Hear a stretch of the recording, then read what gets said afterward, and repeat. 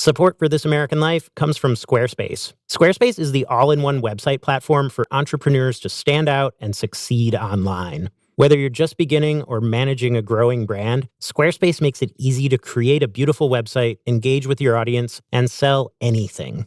And with Fluid Engine, creativity comes easy. Start with a best-in-class website template, and Fluid Engine lets you customize every detail with drag-and-drop technology. Head to squarespace.com/American for a free trial. And when you're ready to launch, use offer code American, and you'll save 10% off your first purchase of a website or domain.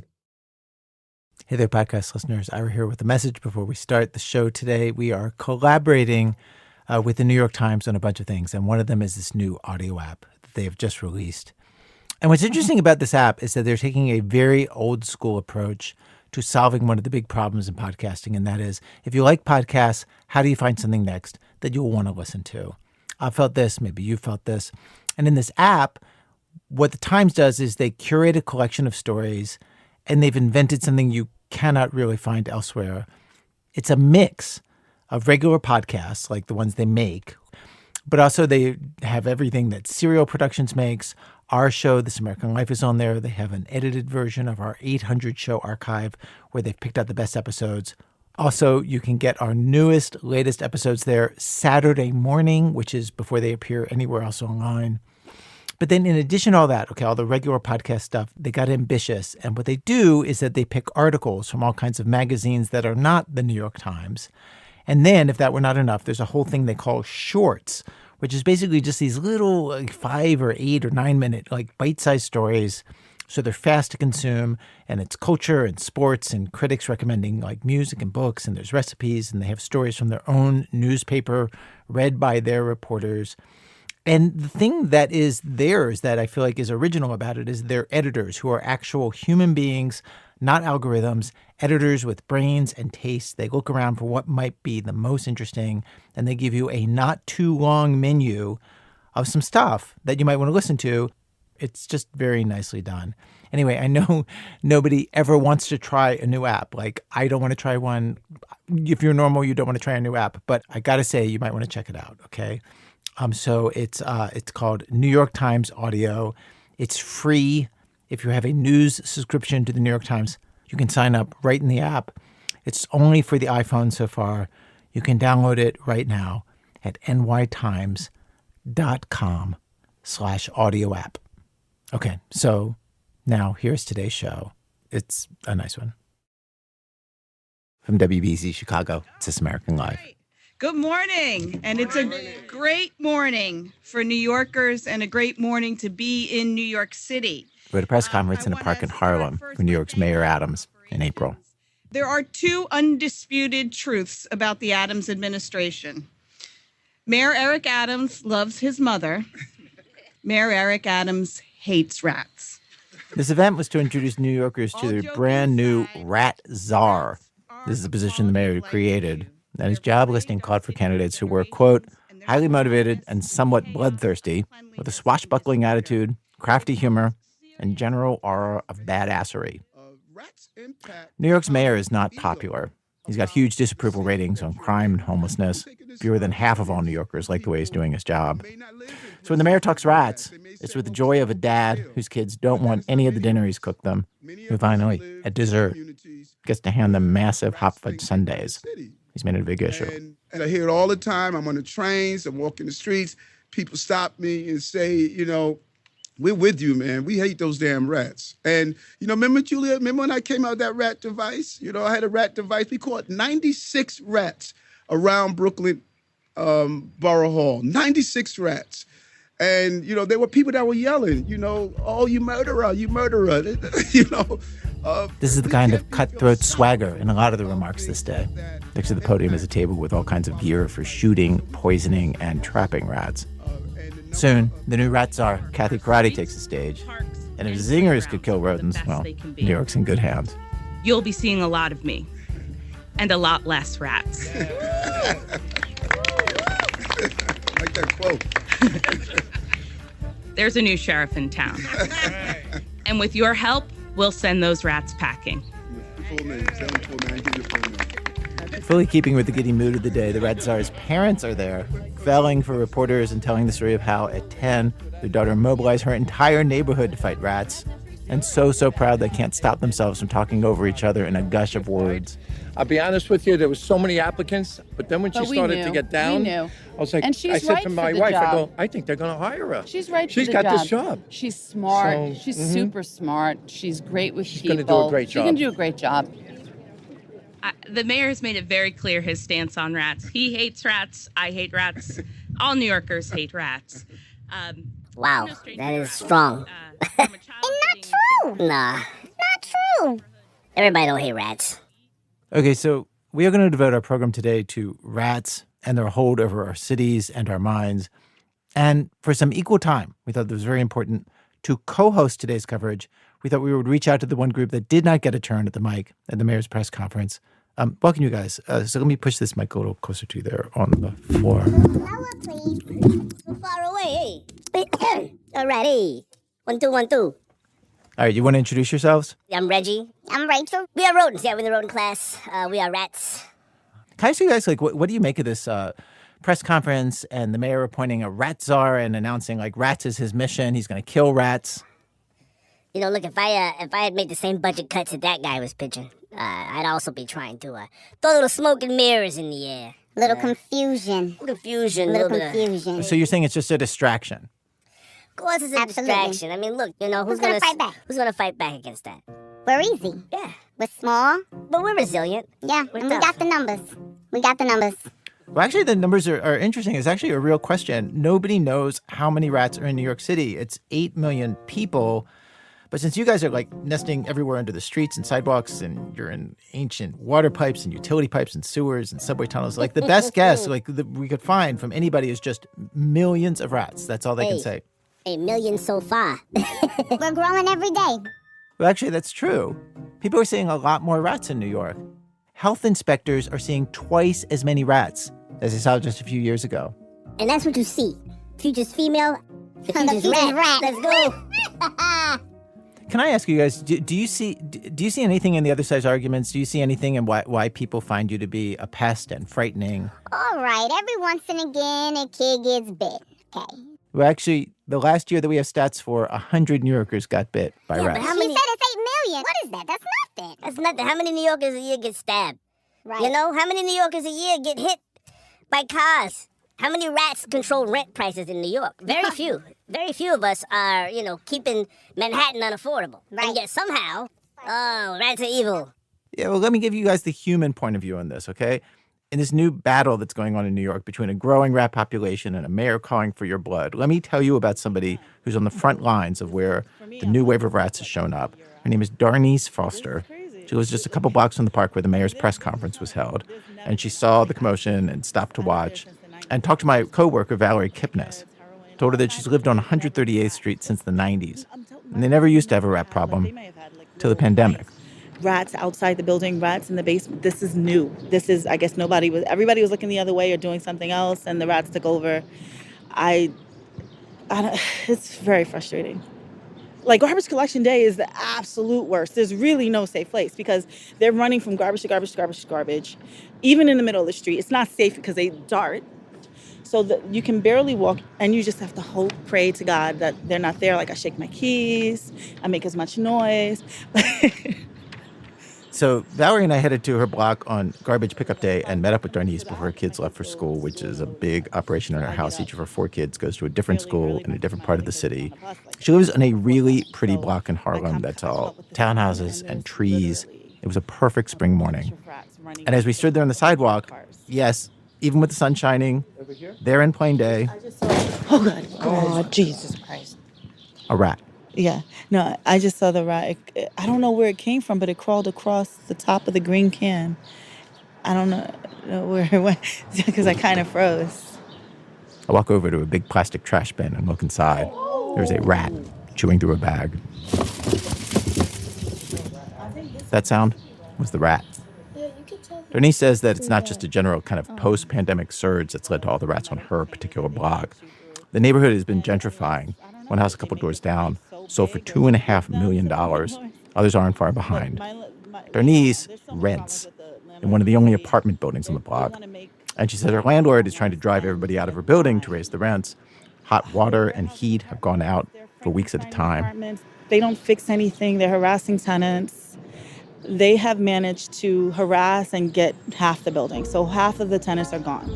And rats are helping their cause because they just want to clear out my building anyway. So in New York City, rats are just a pawn in the much bigger clash that is New York real estate. We did reach out to the landlord. His name is Hamid Ali, to ask him if he's trying to drive out Darneice and the other last tenants in the building, and letting rats to fester as part of that. But he didn't return our calls, our texts, or our emails. I'm really stubborn. I do not want my landlord to win. Oh my God, sorry. My God. I'm so sorry. That was humongous. When rats scamper by, they seem to completely unnerve Darneice. And she urges me and her sons to move away from a stairwell where she's seen rats. There are certain spots where she doesn't like to stand. But her kids are totally unruffled. Her sons Micah and Amir, they're 9 and 12, both perfectly happy to be late for school to talk rats. Each new rat we see, they're like, yeah, sure, whatever. This one looks like it died recently. The boys spot this one up the block and show Valerie. Wait, how can you tell? Because, like, its body, their eyes are still open and, its body is, still it kind of looks like it's fake playing dead. And because ants haven't swarmed that place yet. Well, I'm going to take a quick picture. Do you feel like the rats have gotten into your head? Oh, yeah, no, absolutely. I am thinking about them a lot. I mean, it's just so strange because they're so small, and yet they can loom so large. They're huge. These are not small rats. These are big, fat, jolly rats. They are eating good here. I'm amazed at how agile they are.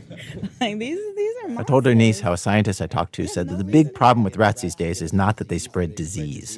She said it's rare in North America for anybody to report catching a disease from a rat. Really? And it's much more common for rats to catch our diseases from us, going through our stuff. Like New York rats got COVID from us.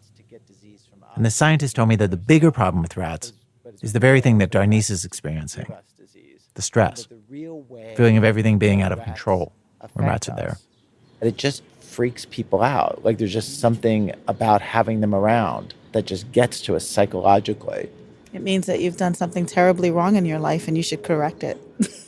If you're encountering rats like this, it's like a problem sign. It's like, stop, change, do something different.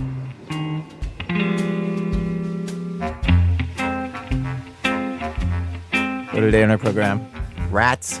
When rats show up, it is all about the rats. You can't think of anything else. If you have had a run-in with a rat, you pretty much remember it the rest of your life. Today, we let ourselves get transfixed. Why do they get to us so much? Like I said earlier, my co-hosts for the hour today are Reggie and Rachel, New York City rats. You guys have anything you want to say about Darneice's situation? You think she's wrong to be scared? No. She's speaking the truth. Yeah. It's scary. But you know what? I think the fact that we're being blamed for being a bunch of Beyoncés, is outrageous, right? When we step in the room, all eyes on us. Yeah. All eyes. Yeah. We're special. Oof. Bars. Right? Valid. Excuse us for shining. Sorry. Rats. You may think you know them. You may think you have nothing to learn. We have stories today I think will open your eyes. Stay with us.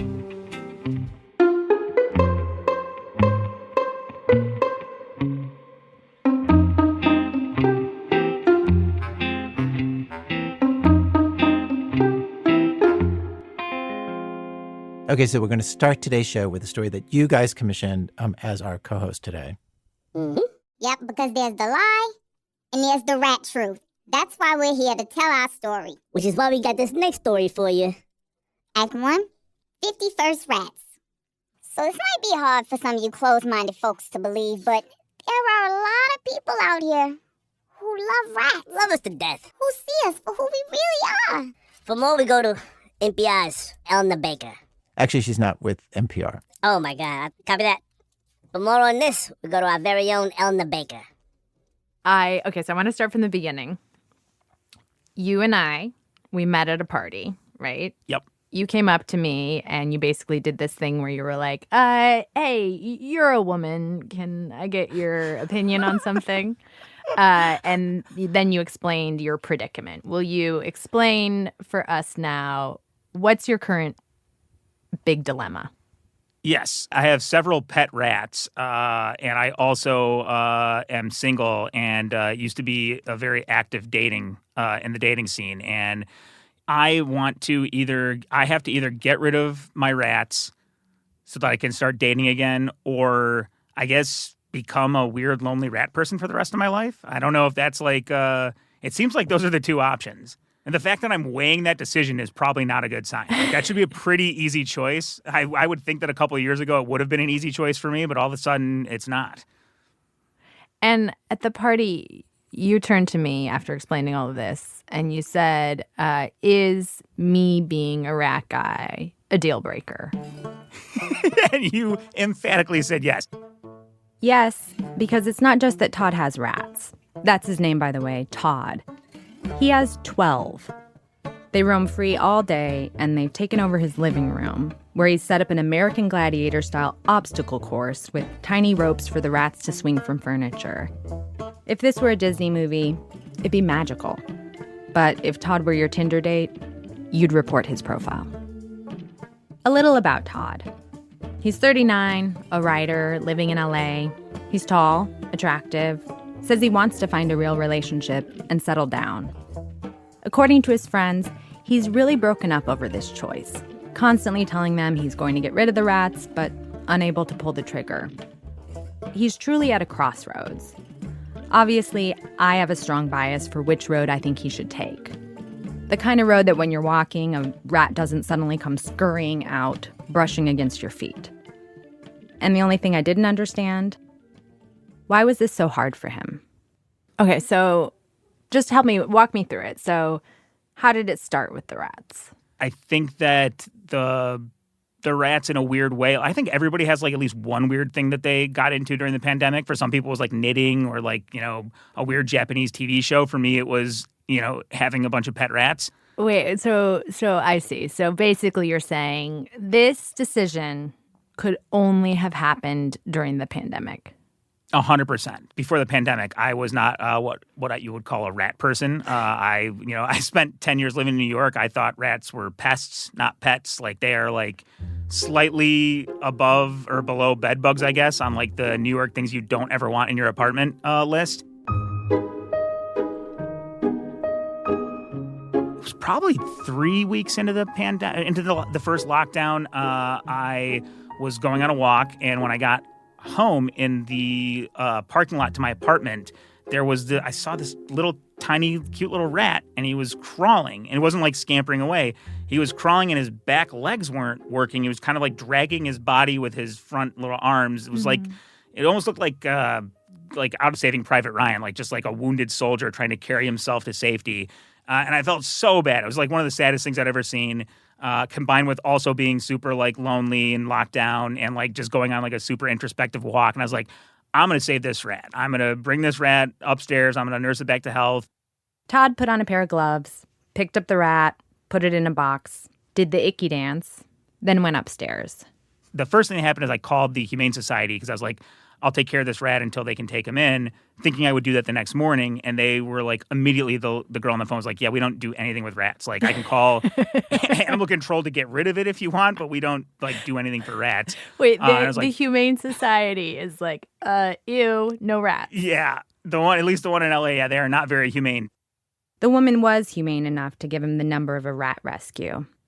He calls and talks to a woman named Shannon who says she'd love to take his rats, but she can't for 10 days because she's out of town. She's like, can you handle it till then and keep it alive? I was like, yeah, of course I can. Like knowing nothing about rats or anything, but I was like, awesome, we got a project now. Let's do it. Because of the pandemic, Todd had lost his job. He spent most days sitting at home with his wheels spinning. So Project Keep Rat Alive Until Shannon Gets Home became his new focus. Todd was in luck, though. The rat he took home wasn't a street rat. It was a discarded pet rat. While they're the same species, the difference between street rats and pet rats is similar to wolves versus dogs. Still, the first night did not go well. Todd was afraid of the rat, and it seemed afraid of him. It escaped the cardboard box it was in multiple times. But quickly, Todd went from being grossed out to engrossed. He'd Google, "Why does my rat do this?" and lose himself for hours reading all sorts of rat behavioral studies. Also, every pet rat is different, so because they all have different personalities, much like people. And so you'll go on the rat Reddit or Reddit as it's called, and to Google or to look up Wait, it's called Reddit? It's called Reddit. They got a good one. They locked that down pretty good. It was a real crash course into learning about everything about rats. You have to get it a buddy. Basically, they hate being alone. They get lonely and depressed.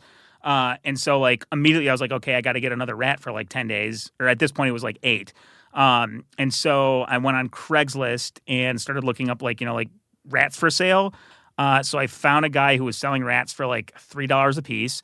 And I went to that dude's house and he's like, okay, here's the 2 rats I have. Which one do you want? And there's 2 little cute rats and a little fish tank thing.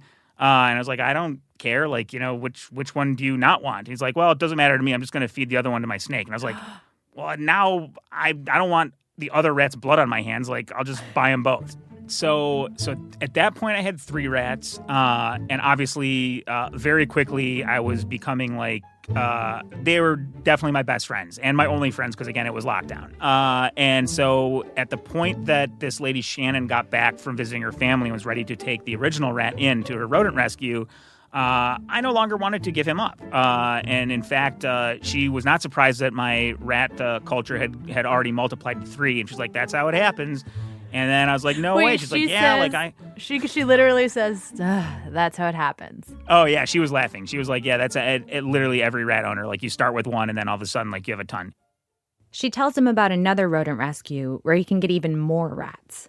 Todd says, I think I'm okay with 3, Shannon. Thanks a lot. I hang up the phone, immediately go on Instagram, look at the South Bay Rodent Rescue, and later that day I had 2 more rats. I was up to 5.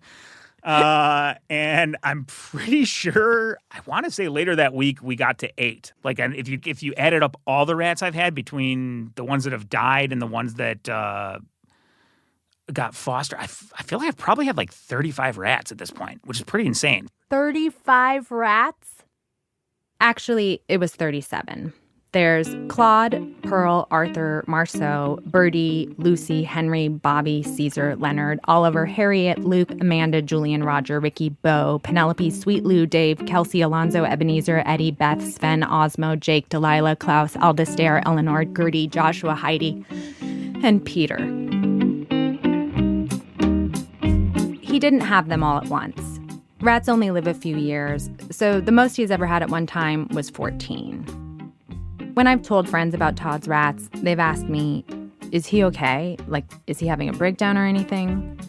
And the answer is emphatically, no, he's fine. But he just lost his job, and he was having a hard time getting motivated to find another one in the pandemic job market. And besides, how could he? He was so busy falling in love with rats.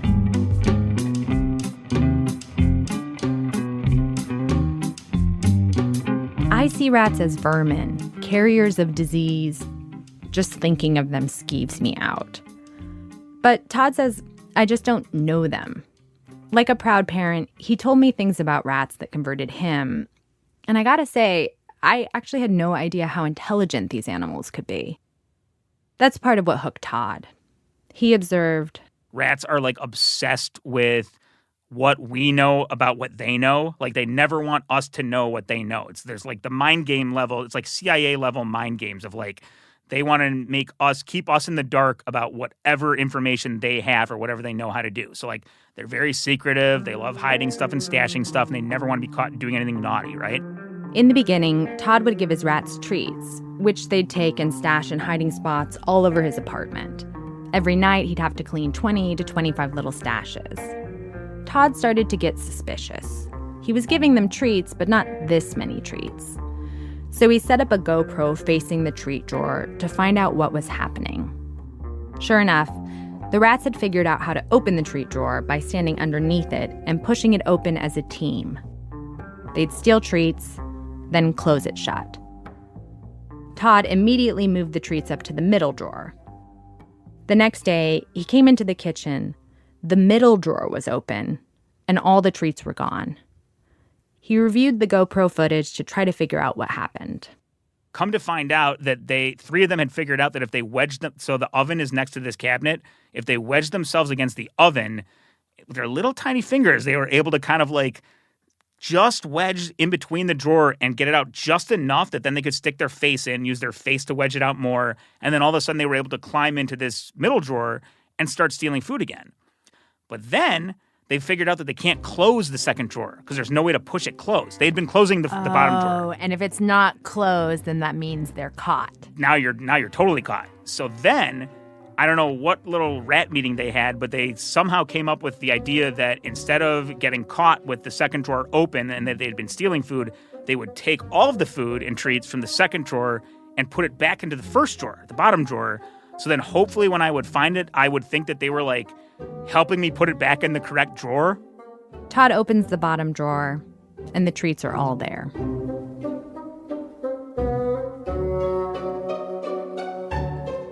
Another thing I learned talking to Todd about rats is that they can jump incredibly high, like bunnies. Todd learned this when he set up his GoPro to figure out how his rats were getting into these high cubbies. The footage showed they were crawling onto the kitchen table and launching themselves 4 feet in the air. Todd knows their secret, but they don't know he knows. A few days later, he wakes up. And I walked into the living room and I saw Claude and he was running over to go do this. And then he's kind of stopped and froze. He had been busted doing something naughty. And he walked up to the edge of the table and I looked at him and he kind of turned and looked at me and then he turned and looked at the cubbies and then he turned and looked at me again. And then he jumped like straight up, just like like the saddest little jump and just belly flopped onto the ground. He essentially tried to trick me into thinking that he could not make this jump that like very easily could be done. And I have seen them do now on camera many, many times. I'm just like, did that just happen? Like, did this rat just try to trick me into thinking he couldn't do something I know he can do? I talked to a rodent behavior specialist about all of this. He says Todd's got it mostly right. He wouldn't go so far as to say the rats were trying to trick Todd, but he said that rats know what will or won't get them treats from their owner, and they'll behave accordingly. What Todd is reading as intent is actually the nuance with which the rats can read the cues he's giving. I was surprised when the rodent guy told me how perceptive they are. If you're stressed, a rat can smell that. They also study your posture, they read your facial expressions. They can detect things about us that we can't even see in each other. And they're social animals. If you like them and aren't trying to kill them, they want to play all day. They enjoy it, which Todd noticed. It was nonstop entertainment. They are always up to something. And also, like, they're so loving. Like, they're just, like, they're one of the most, like, loving creatures you could ever have as a pet. Like, they just, like, are obsessed with you. It's like... Wait, so okay, this really is the side of rats I do not know about. Like, no one talks about rats. They're so loving. So can you just, I need you to, I need you to convince me that that's true. That's fair. That's totally understandable. But as far as, like, their loving nature is, like, they just, like, constantly want to come cuddle and kiss you and give you little licks and, like, this is, so I fully admit that, like, I am, like, pretty far off the deep end into, like, pet rat ownership. But there's still, like, another level that I haven't, like, sunk to yet, which is, like, a lot of people let their rats, like, clean their teeth and stuff, which is, like, disgusting to me. But rats love to groom you because that is, like, hugging and kissing. I think that I got a lot of booger eaters right now. They just always want to get in my nose and try to, like, clean my boogers, which is like, dude, stop. That is, like, disgusting. Wait, they love to clean, you like, have a line. Oh, yeah, I do. Yeah, I will not let them clean my teeth or boogers or the ear thing is like, I don't want them crawling inside my ear, but it is really cute when they try to because, like, you hear their little squeaks and sniffs, and that's pretty cute. But then once they start trying to get into your ear to clean it, it's like, dude, stop. Like, that's disgusting.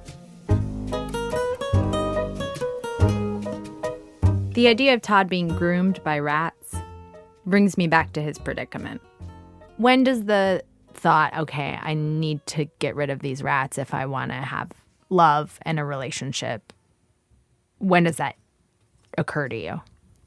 Yeah, so for me, I feel like as the pandemic started kind of, like, actually winding down a bit. I think like post like the last variant, it felt like, things were opening up again.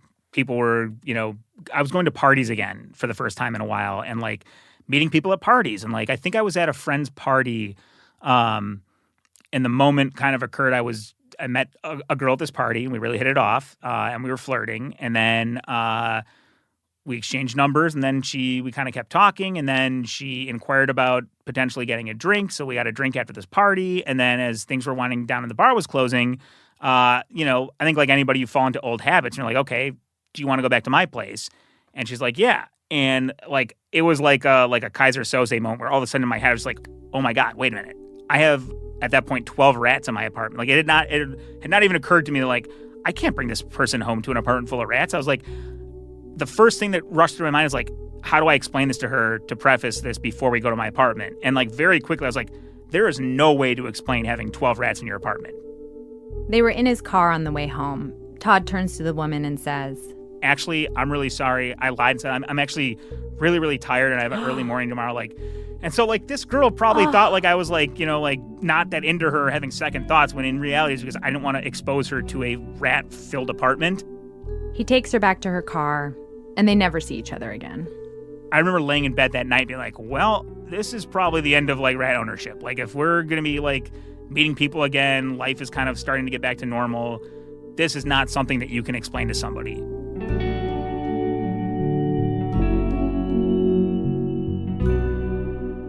Todd's tried to get rid of the rats, posted them online, but then every time he ends up backing out at the last minute. So much so that he's been banned from multiple online LA rat groups.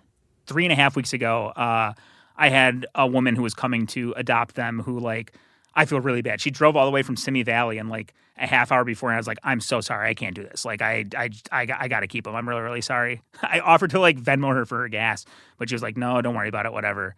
But, yeah, it's really hard to get rid of them. I've tried quite a bit. It's tough. Oh, man.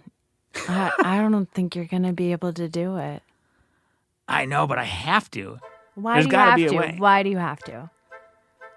This is definitely not a sustainable way of living life. Todd told me he was planning on getting rid of all of his rats within a month.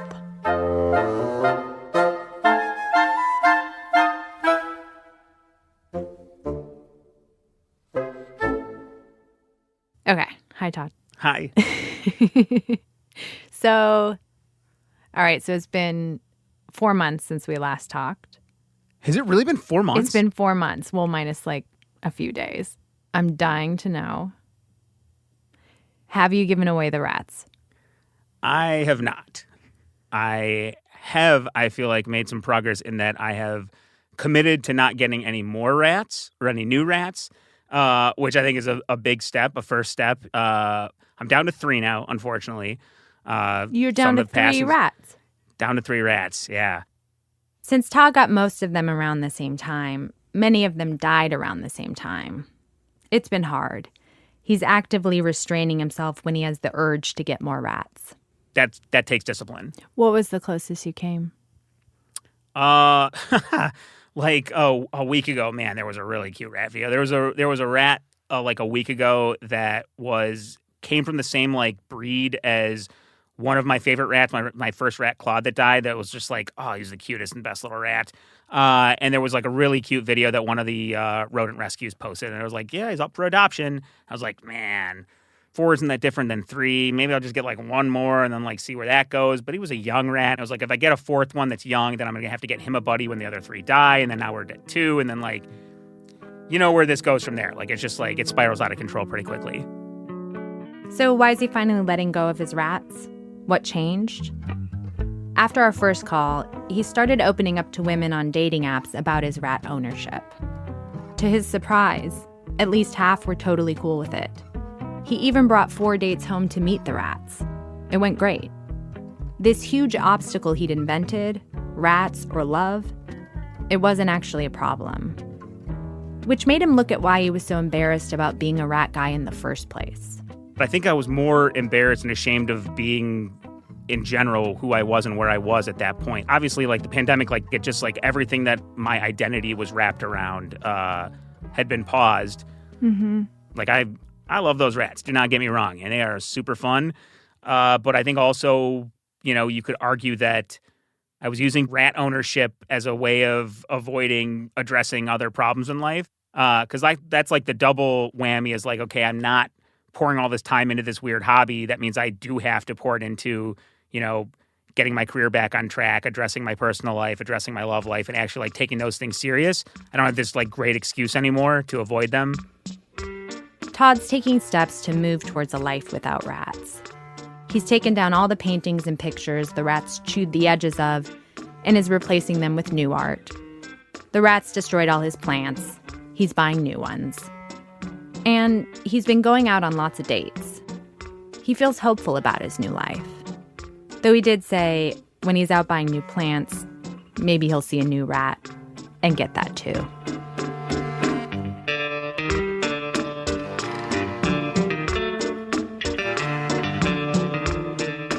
Elna Baker, she's a producer on this show, and a real one to us rats.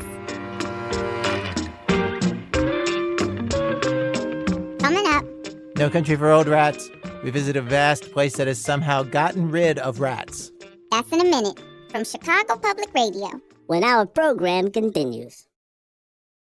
Why do residents of Fort Myers Island's beaches and neighborhoods love their homes so much? Perhaps it's experiencing a community so welcoming, they're happy to share what's cooking with whoever's hungry. Or that a day of birdwatching in nature is so gratifying, it calls for a celebration with local craft beer. Or maybe it's the amazing colors of the sky as the sun sinks into the sea. Come discover all there is to love in Southwest Florida. Get inspired at visitfortmyers.com. Support for this podcast comes from Evernorth Health Services.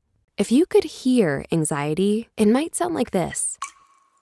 Anxiety is the most common behavioral health concern, yet more than 63% of people living with anxiety don't seek help. Evernorth uses powerful health data to guide people to quality care quickly. Earlier intervention improves behavioral health outcomes while also reducing costs. Find out how Evernorth helps move people and organizations forward at evernorth.com/behavioral.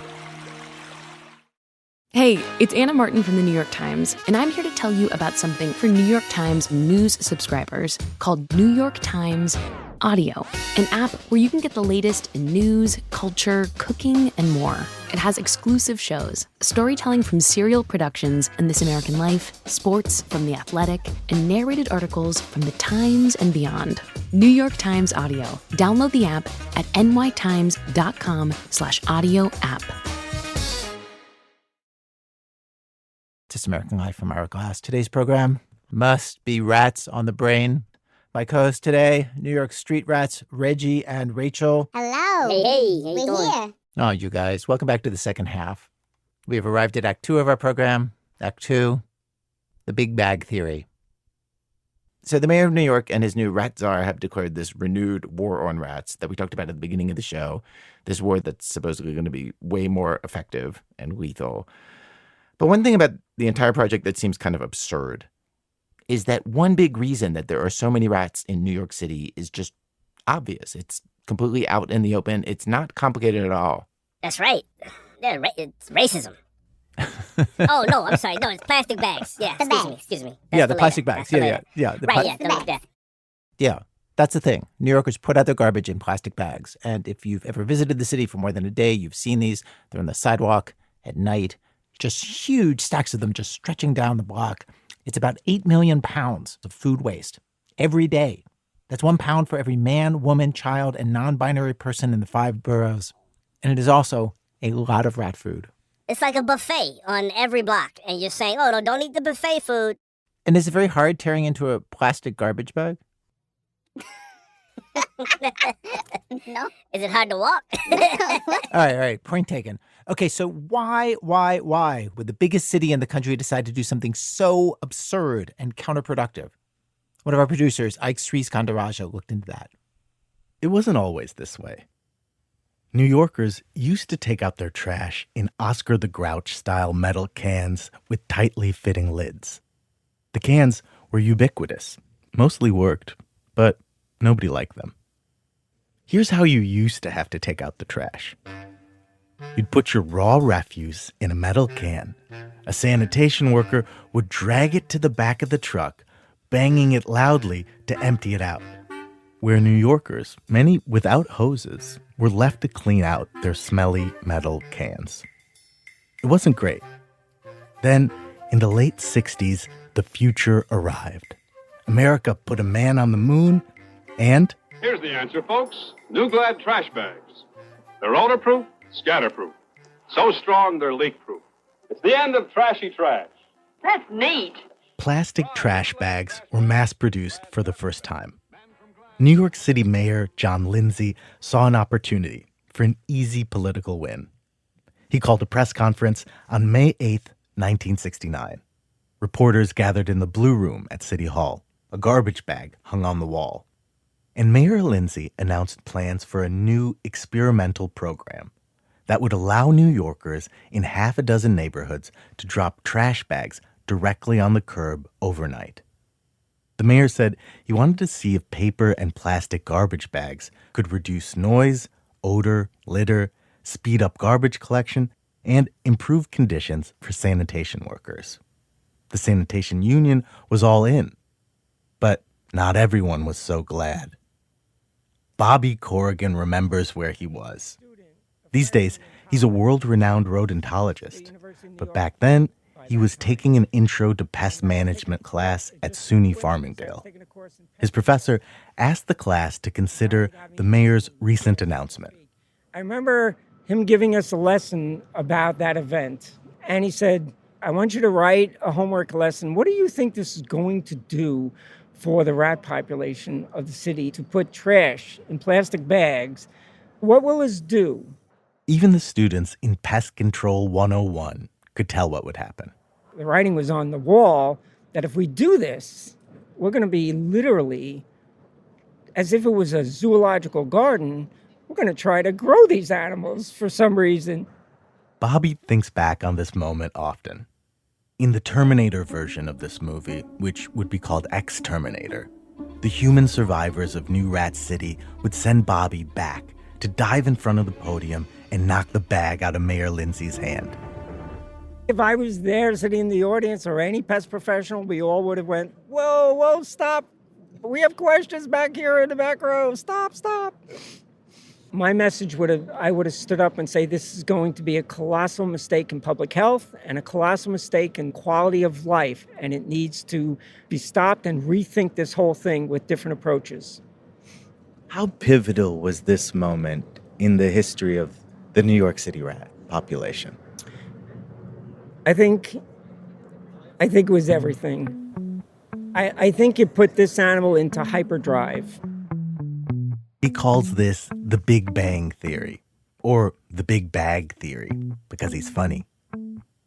Right before the bags in 1969, another respected rodentologist named Joe Brooks did a survey and found that rats were only in 11% of New York. Now, Bobby says, rats are in 80 to 90% of the city.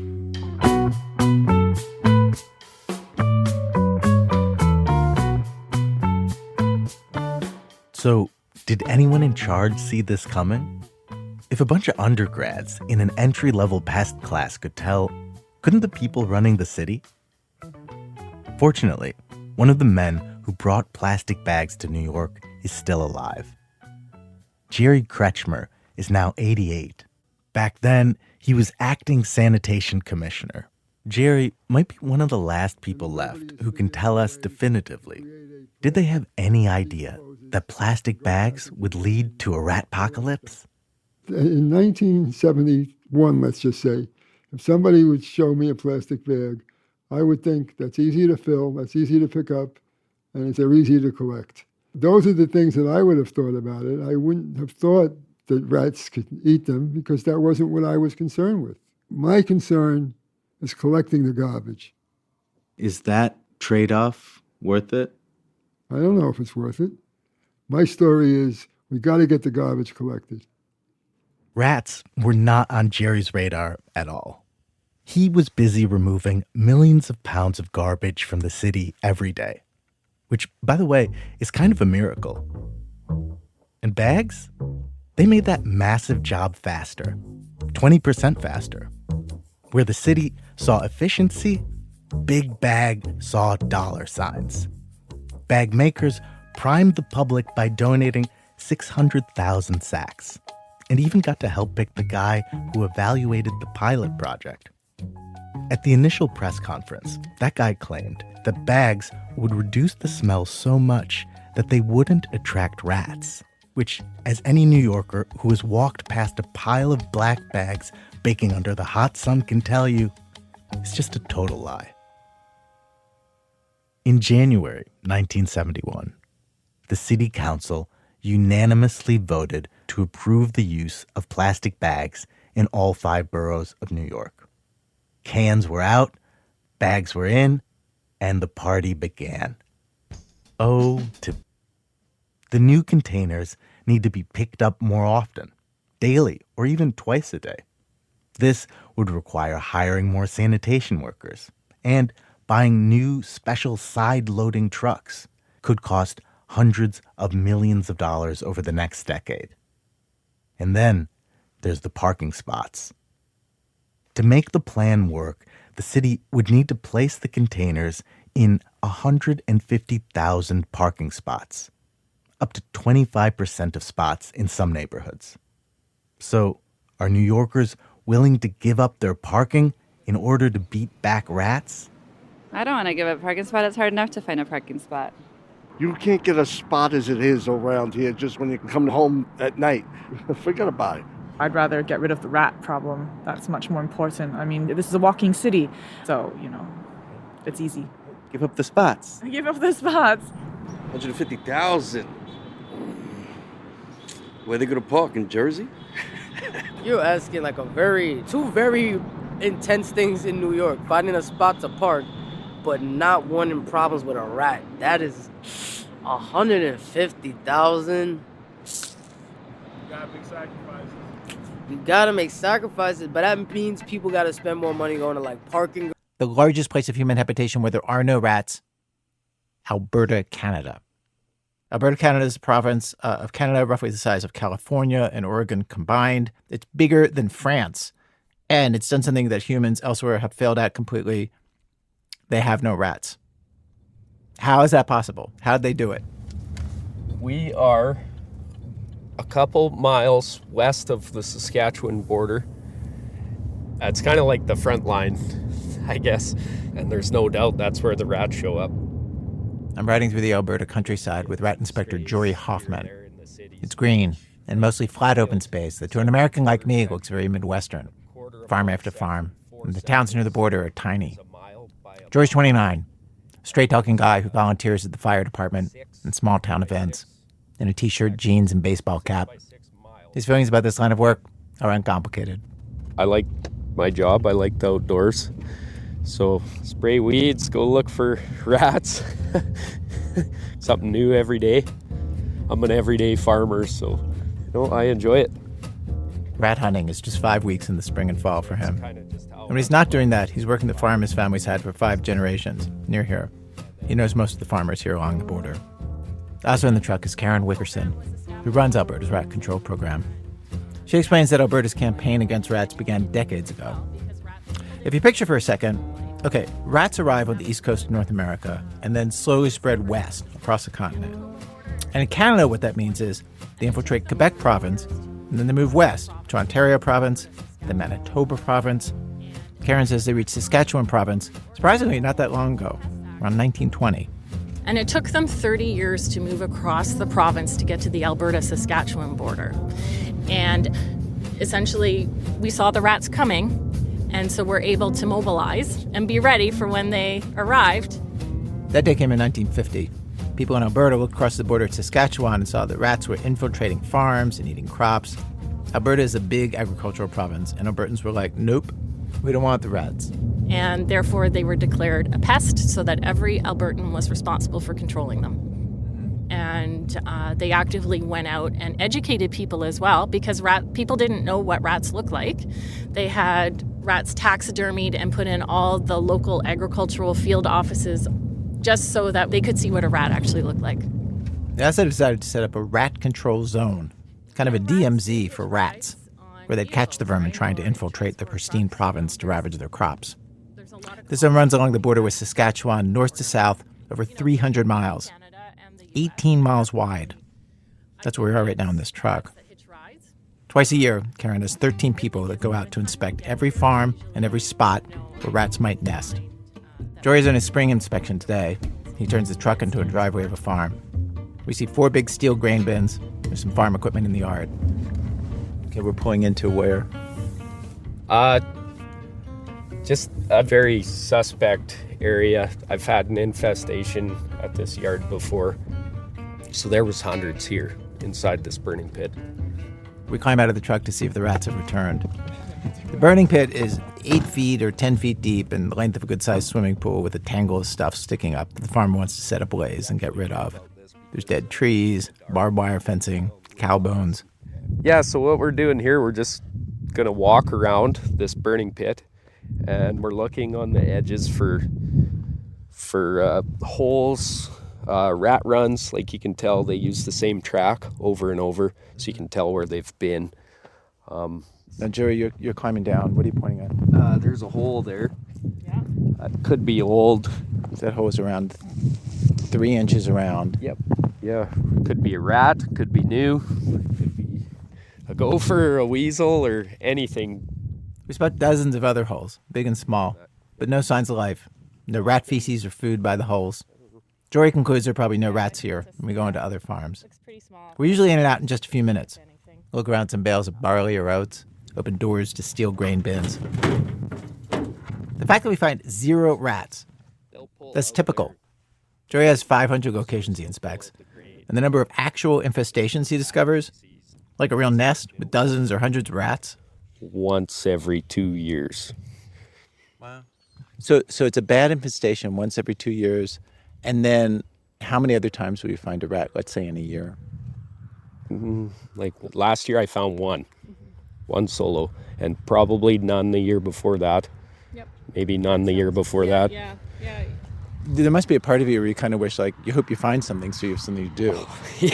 Yeah, so you have to remind yourself sometimes why you're doing it, because it can get fairly dry. Like I've been to all these yards so many times in my life, it's the same thing every time. This is a dirty secret of the world's most effective rat control program. They have done such a good job that at this point, it's kind of boring. Jory and Karen both use that word. It's like Jory is Batman, and every night he goes out looking for criminals and never, ever finds them. Though I should say it took them a long time to get to this point. Back in the first years of the program in the 1950s, Karen says, the teams would discover 600 infestations a year in the rat control zone along the border. By the 1960s, they still needed 250 pest control officers to fan out and kill rats. Today, like I said, it's just 13 people. Instead of 600 infestations a year, it'll be just 2 to 5. Take that in a second. Just 2 to 5 infestations and over 300 miles of border. One thing that helps them keep the numbers low, I thought this was interesting, is the death of the family farm. In Canada, just like in the U.S., so many small farmers have gone out of business over the last half-century that the remaining farms are really far apart. So if rats stow away in feed or supplies and then land on a farm, it's hard for them to migrate to a neighbor. Consolidation of farms hasn't just been bad for small farmers. It's been bad for rats. And then when you find some, it's exciting when you find some. You get a sense of just how monotonous Jory's job usually is when he talks about the last big infestation he cleaned out. It was especially memorable because instead of using poison, which is the normal way they handle it, the landowner is the one who discovered the rats. And he told Jory, why don't you come out and bring a shotgun? They had me out and they supplied all the bullets, all the shotgun shells. I brought my shotgun out and my other 3 friends, and we'd shoot, stand in a horseshoe. It's kind of like you're shooting clay pigeons or skeet, if you know what that is. Yeah, and they just go running out of the holes, and you get time to shoot them, and then reload. It was a ton of fun. 4 good friends and 4 shotguns, and that was a great day. It was my first infestation too. I had just started being mentored by my predecessor, so it was pretty exciting that I actually got to go out and see rats on my first day. That was about 3 years ago. When Karen talks about what was so great about this, she says a sentence you cannot imagine a New Yorker uttering in the same tone of voice. I actually got to see live rats. I told Jory I was worried that people would hear his glee over shooting rats and think he's a monster.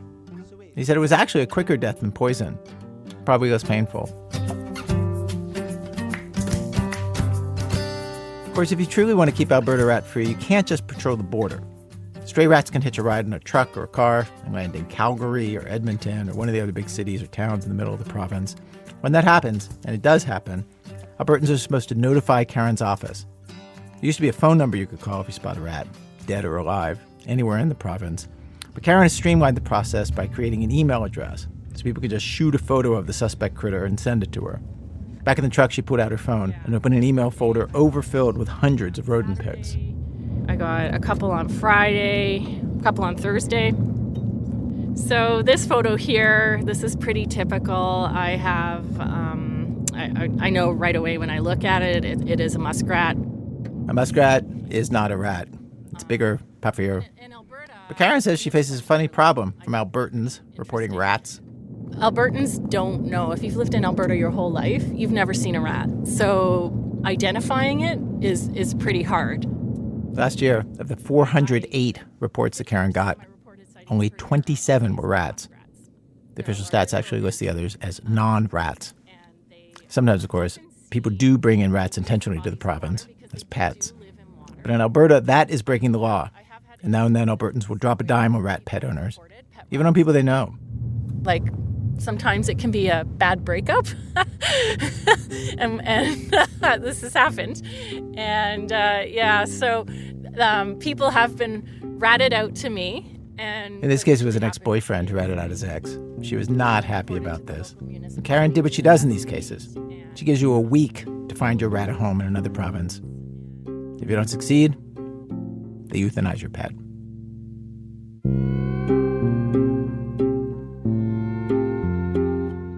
Whenever anybody tries to estimate how much money Alberta saves by having no rats, the numbers are in the tens of millions.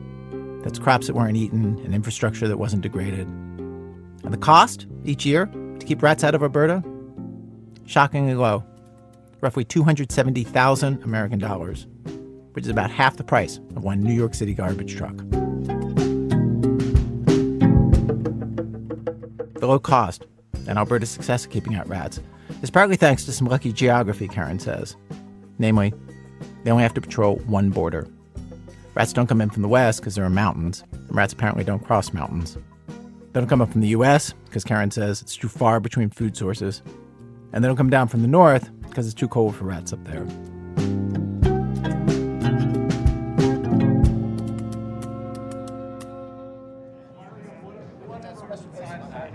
Okay, so the humans of Alberta have banded together in a civic-minded mission that no other members of our species have been as successful at. I was very interested to find out, is that a big deal to Albertans? Do they feel a sense of achievement? Do they feel a sense of pride about that? Excuse me, are you from Alberta? My producer, Ella, and I approached Albertans on a drizzly day outside a compound full of animals that they do allow into the province. We were at the zoo. No, there's no rat exhibit. We checked. And we asked everybody to name the things that make Alberta special and different, wondering how many of them would mention their epic ratlessness. Here's what they said. The national parks. Cost of living. The scenic routes are much more closer than you think. Diversity lately. Gas prices. This is a land of oil and gas, I guess. Notice what nobody's mentioning. The wildlife. There's all the lakes and all the boreal forest to the north. The mountains. Mountains. Ooh, the Rocky Mountains for sure. We talked to a few dozen people. Not one mentioned rats. So the reason why I'm asking is because do you know about the rat situation in Alberta? Nope. There is no rat situation. Say more. I don't know. They've kept them out. They've had policies to keep them out ever since I can remember. So there are no rats. I take it from this conversation that isn't like a point of pride or something. No rats? Yeah. No. No, not really. Honestly, I literally hadn't thought about it until you brought it up just now. Lots of people said they knew there were no rats. They're glad about it, but it is not a point of pride. This is the thing. If something is not around, you don't think about it. As one teenager put it, That's like thinking why there's no giraffes walking around here. Like, it's just kind of normal to us.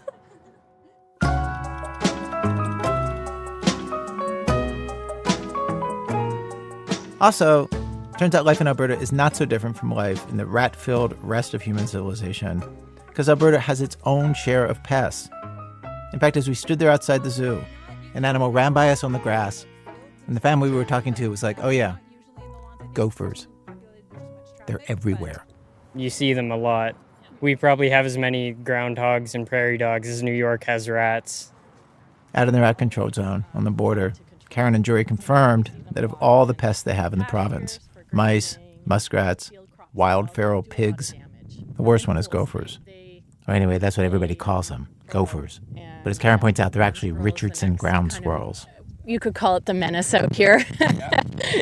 There's a war against gophers, for sure. There's an extreme war against gophers. So on your farm, do you have to put out poisons for the gophers? Yeah, or else you have to be like my dad and shoot a few hundred a day.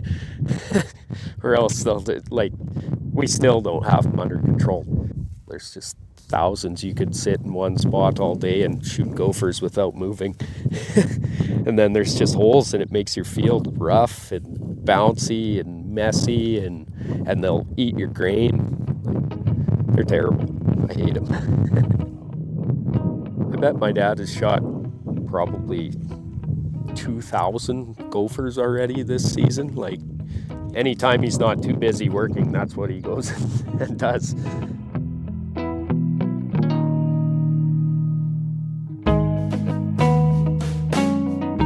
So wait, but then you're out here keeping the rats out, but you have this other pest that's just as bad almost. Well, yeah, this one we can eradicate, and that one is too far gone.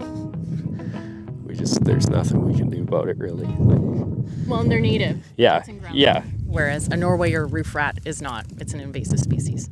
I know, but just because they're Canadian doesn't mean they're not terrible for you. Yeah, it does, doesn't it? Standing there in the rat control zone, Karen did try to make the case that rats are way worse than gophers. Gophers don't move into a house or grain bin and leave their pee and poo. They don't choose their floors and do the same kinds of destruction. But in the end, what it comes down to is gophers are Canadian. So what are you going to do? Like rats in New York. You can kill a few thousand here or there, but they're not going away. Even in a province that's done the impossible, some things are truly impossible.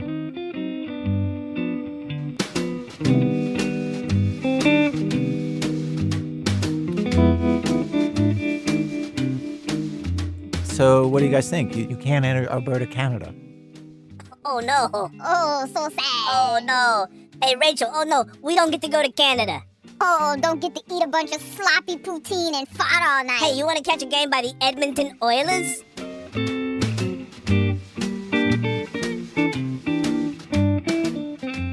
Okay, now it's time for Act 4. Hey, put that down. You can't eat that. Okay, so this is another story that you guys organized for us. Just explain what you did. Yeah, what we did was, Rachel, you want to... Yeah. So we went under Delancey Street. Great street. We got some microphones. We set it up in a real rat's nest. So this is going to be a real treat for you. You don't get to hear this very much. We're very private inside the rat's nest. For those of you who like film, this is called Verite. This is real rats talking real issues. Talking about that real rat. Real rat. Real rat, yes. Real rat. Real rat. No, I have actually heard this recording, and just an important fact for our human listeners to know before we play this. I should tell you, rat litters, they discuss rat litters, are about a dozen pups, and this is also important to know, male rats sometimes eat baby rats. And when they've studied this with lab rats, they've found that the males are less likely to eat their own babies.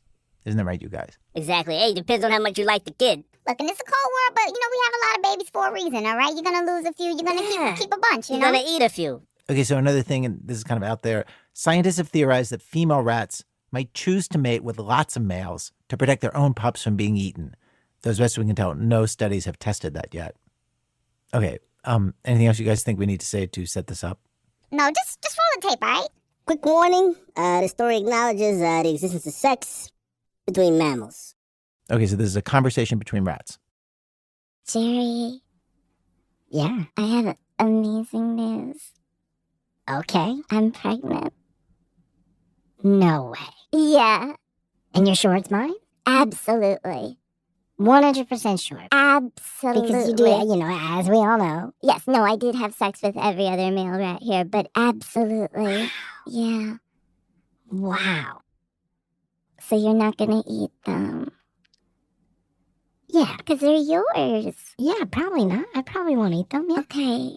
Especially if there's, an abundance of food scraps and garbage. If I'm full, I definitely won't eat them. Okay. And even if I'm not full, I probably won't eat them. Because they're yours, baby. Yeah. This is the happiest news. I would say that there's a slim chance I would eat more than a couple of these babies. But I'm so psyched. Congratulations. I don't want to be a monster here, but Gina had some babies if you're feeling a little peckish. That's interesting. Probably. I don't... Gina's babies probably wouldn't hit the spot, Really? Gina's so tempestuous. She can get so emotional. Oh, okay, so you know that about Gina really well, then. I'm just saying I probably wouldn't want to eat Gina's babies. Well, okay, are they only Gina's babies? Are they... I don't know. Are they all little Jesus mice? Unless Gina is having immaculate conception babies. It's definitely hers and someone else's. I assume they were Ralph's. Yeah, I assume so, too. Well, then why aren't you eating them? I don't know, something instinctively... Ooh.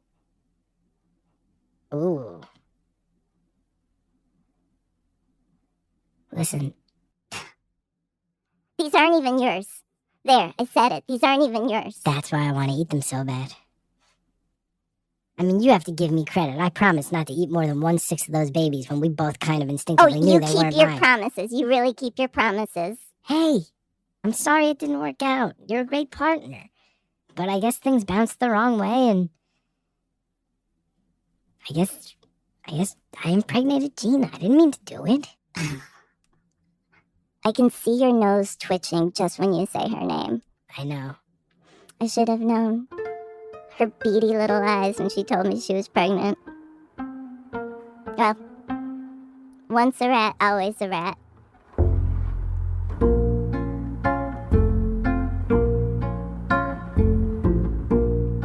Shout out to our friends, Jerry and Louise. Emmanuel Jochi produced that story. Our program was produced today by Diane Wu and Ike Sriskandarajah. The top of the show was produced by Valerie Kipnis. Ella Mustafa produced that story from Alberta. The people who put together our show today include Fia Benin, Mike Kamate, Aviva de Kornfeld, Bethel Hopte, Cassie Halley, Seth Lynn, Tobin Lowstone Nelson, Catherine Raimondo, Nadia Raymond, Ryan Rummery, Alyssa Shipp, Elise Spiegel, Christopher Swatala, and Matt Tierney. Our managing editor, Sarah Abdurrahman. Our senior editor, David Kestenbaum. Our executive editor, Emmanuel Berry. Special thanks today to rat disease expert Katie Byers from the Vancouver Rat Project, Robin Nagel, Ben Miller, Kim McCarson, Maury Fitzgerald at the archives at Yale University Library, James Edwards, Kate Smott, Lily Lamb, and Curtis Sherrod. And now in real life, you guys are Bashir Salahuddin and Chandra Russell. You guys, let's hear your real voices. Hello. Hello. Hey, everybody. Thank you so much for taking on this ridiculous assignment. Of course. Yes. Seriously, man, this is awesome. So, and people can see you on the TV show Southside on Max. Mm-hmm. Chandra, you were one of the hosts of the podcast Unglamorous Truth. That's right? Yep. Mm-hmm. The Rat Improv in our last story was Chris Gethard and Tammy Sager. He's the host of the podcast Beautiful Anonymous. Chris and Tammy do an improv show together once a month at the Brooklyn Comedy Collective. Mm-hmm. Our website, thisamericanlife.org. This American Life is delivered to public radio stations by PRX, the Public Radio Exchange. Thanks as always to our program's co-founder, Mr. Tori Malatia. He bought a new leather briefcase this week. But no, he didn't want cowhide. He didn't want snakeskin.